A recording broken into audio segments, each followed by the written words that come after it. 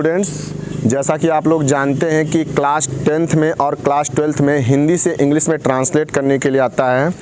तो आज हम लोग ये पहली क्लास है हिंदी से इंग्लिश ट्रांसलेशन का और मैं लाइव हूँ इस समय। चलिए शुरू करते हैं, देखते हैं क्या है। पहला सेंटेंस देखिए हमारा क्या है, रेखा मेरी सहेली है। ठीक है, रेखा मेरी सहेली है। टेंस कौन सा है, इसमें है आया है का मतलब है कि प्रेजेंट टेंस है। ठीक है, पहली चीज़। उसके बाद इसमें कोई काम नहीं हो रहा है। कोई काम हो रहा है, कोई काम नहीं हो रहा है। जब कोई काम नहीं होता है तब वो होता है वर्ब टू बी। और आप लोग जानते हैं कि प्रेजेंट का अगर वर्ब टू बी हो तो उसमें तीन सहायक क्रिया होती है, एक इज, एम और आर होता है। रेखा जो है एक वचन है, तो सबसे पहले लिखेंगे सब्जेक्ट आपका रेखा। ठीक है, मेरी सहेली है, रेखा इज, क्या हो जाएगा, मेरी सहेली इज माई फ्रेंड। ठीक है, रेखा क्या है, मेरी सहेली है। ठीक है, इसके आगे देखिए क्या है, वह मेरी कक्षा में पढ़ती है। ठीक है, तो क्या हो जाएगा, वह क्या हो जाएगा, यहाँ पर लड़की है तो स्त्रीलिंग है तो क्या हो जाएगा, सी। और देखिए टेंस कौन सा है, ये पढ़ती है, तातेती है, मतलब प्रेजेंट इंडेफिनिट टेंस। तो क्या हो जाएगा, सबसे पहले सब्जेक्ट होगा, उसके बाद पढ़ना क्या हो जाएगा, पढ़ना क्या होता है, रीड। ठीक है, रीड। ये एक वचन है, क्रिया का आप जानते हैं फर्स्ट फॉर्म जो होता है क्या होता है, प्लूरल होता है। तो इसको सिंगुलर बनाने के लिए इसमें यस या ईएस का प्रयोग करते हैं। अगर आपको बताया था 5 शब्द, O double S C H X और यस एच, अगर 5 शब्द है तो ईएस का प्रयोग होता है, अन्य के साथ क्या होता है, यस का प्रयोग होता है। तो क्या हो जाएगा, सी रीड्स। ठीक है, सी रीड्स कहाँ पे है, मेरी कक्षा में का क्या हो जाएगा, इन। ठीक है, in my class, my class. Clear यहाँ तक। ठीक है, चलिए देखते हैं हम। वह एक बुद्धिमान छात्रा है, वह एक बुद्धिमान छात्रा है। यहाँ पर देखिए, यहाँ पर कोई काम हो रहा है, सिर्फ वह बुद्धिमान है। ठीक है, यहाँ पर कोई काम नहीं हो रहा है, तो क्या हो जाएगा, वह का क्या हो जाएगा, सी। क्या हो जाएगा, सी। यहाँ पर भी देखिए क्या है, वर्ब टू बी है। ठीक है, टू बी में क्या होता है, इज, एम, आर, ये तीन चीजें होती हैं। अब यहाँ पर देखिए वह आया है, एक वचन है, इसलिए किसका प्रयोग हो जाएगा, इज का। सी इज, क्या हो जाएगा, सी इज एक अ वाइज, क्या हो जाएगा, वाइज छात्रा है, स्टूडेंट, वाइज स्टूडेंट। क्लियर है यहाँ तक, किसी कोई प्रॉब्लम। चलिए देखते हैं आगे। उसमें अनेक गुण हैं, ये भी देखिए वर्ब टू बी ही है। ठीक है, 10th वाले तो बहुत अच्छे से ध्यान दीजिएगा, 12th में भी आता है। ठीक है, वर्ब टू बी का प्रयोग हो जाएगा, टेंस का प्रयोग हो जाएगा, लेकिन 10th वाले तो बहुत अच्छे से देखें, क्योंकि ये 10th में इससे हाई लेवल का 10th में नहीं आएगा। ठीक है, तो बहुत अच्छे से इसको देखिएगा। उसमें अनेक गुण हैं, सी है, यानी कि उसके अंदर कुछ है, उसके पास है। ठीक है, उसमें गुण है मतलब क्या है, उसके पास है। पास होने का मतलब क्या है, सी हैज का प्रयोग किसी के पास कुछ होना या रखना के लिए होता है। ठीक है, सी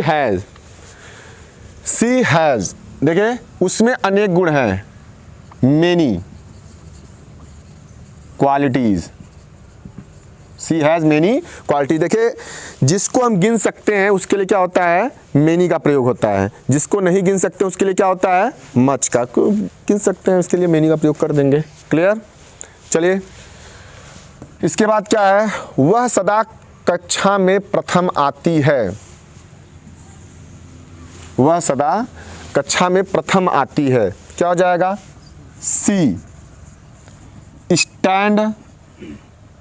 स्टैंड्स फर्स्ट। प्रथम आना का स्टैंड्स फर्स्ट, कहाँ पे आती है, सी स्टैंड्स फर्स्ट ऑलवेज, सदा क्या हो जाएगा, ऑलवेज।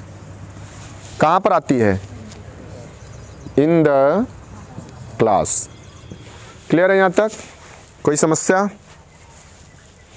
देखिए अगला क्या है, वह प्रातः काल समय से उठकर अपना काम करती है। अब इसमें देखिए क्या है, आप लोग ट्रांसफॉर्मेशन तो पढ़े नहीं है, सिंथेसिस भी नहीं पढ़े हैं। अब इसमें देखिए दो सेंटेंस का यूज किया गया है। प्रातः काल से उठकर वह अपना काम करती है। समझ में आया कि नहीं? 2 सेंटेंस हो गया। प्रातः काल से उठकर अलग हो गया, वह अपना काम करती है ये अलग हो गया। आपको एग्जाम में इसको देखना है, क्योंकि आप लोग तो क्या करेंगे, लगाएंगे सी, क्या कहते हैं, does his work, she does his work, फिर उसके बाद लिख देंगे एट राइट टाइम या कुछ भी लिख देंगे तो गलत हो जाएगा। ठीक है, इसको आपको सिंथेसिस की तरह लिखना है जो इंटर में है, लेकिन थोड़ा बहुत देख लीजिए। इंटर में सिर्फ इंग्लिश से हिंदी चेंज, मतलब इंग्लिश टू इंग्लिश चेंज करना है, बताना, उसमें ये नहीं बताना कि हिंदी है। यहाँ पर देखिए, चलिए, तो प्रातः काल समय से उठकर, उठना क्या होता है, देखिए 2-3 होते हैं। अवेक होता है, अवेक माने उठना होता है, गेटअप माने उठना होता है, और क्या होता है ये राइज होता है, राइज होता है, बहुत सारी 5-6 शब्द होते हैं। लिख लेते हैं हम लोग getting up, getting up. Jiran का प्रयोग किया जाएगा, उठकर आ रहा है, ये जो है क्या कहते हैं, इसमें सिंटेक्स में आता है गेटिंग अप, ये क्या कहते हैं इसके लिए प्रयोग, जीरण का प्रयोग जो होता है। ठीक है, गेटिंग अप कब उठता है? प्रातः काल समय से,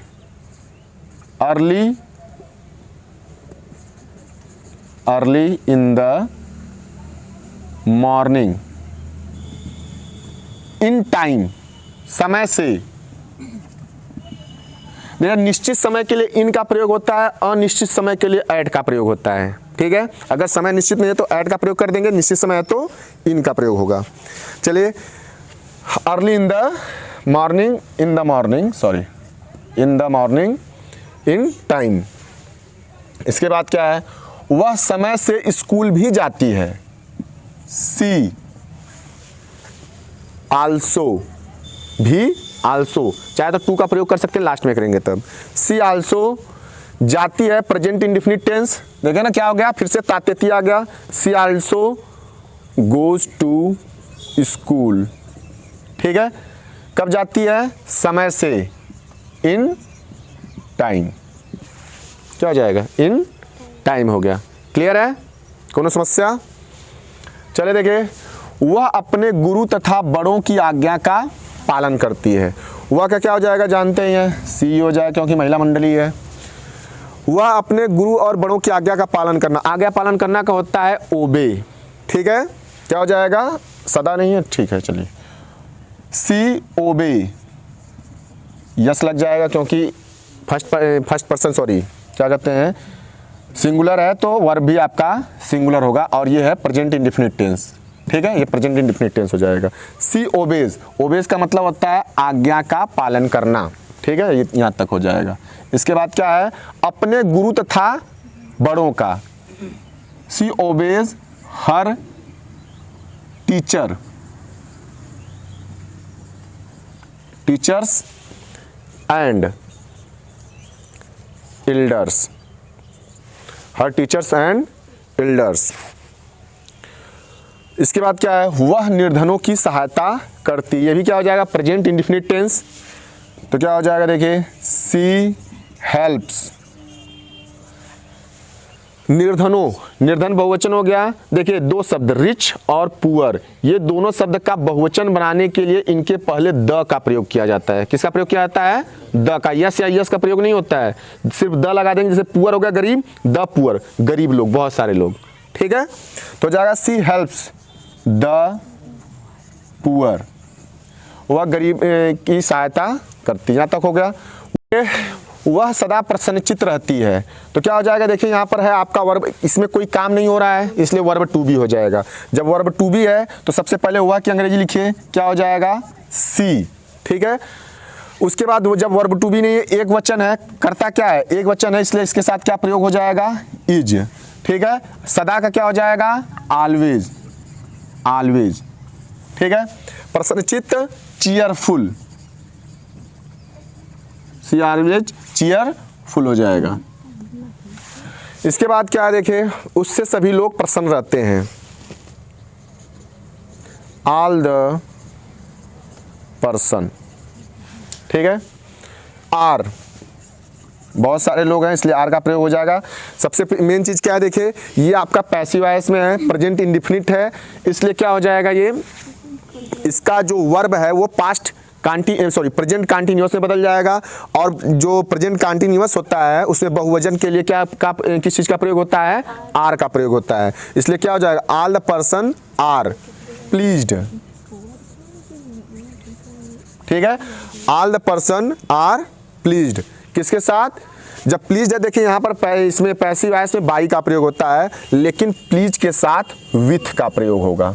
ठीक है, प्लीज्ड विथ। कुछ स्पेशल वर्ब होते हैं जिनके साथ स्पेशल प्रीपोजिशन का प्रयोग किया जाता है। जनरली यहाँ पर बाई का प्रयोग किया जाता है, लेकिन यहाँ पर क्या होगा, विथ हो जाएगा क्योंकि प्लीज शब्द है। ठीक है, प्लीज्ड विथ हर। ठीक है, उससे क्या हो जाएगा, महिला है इसलिए हर हो जाएगा। ठीक है।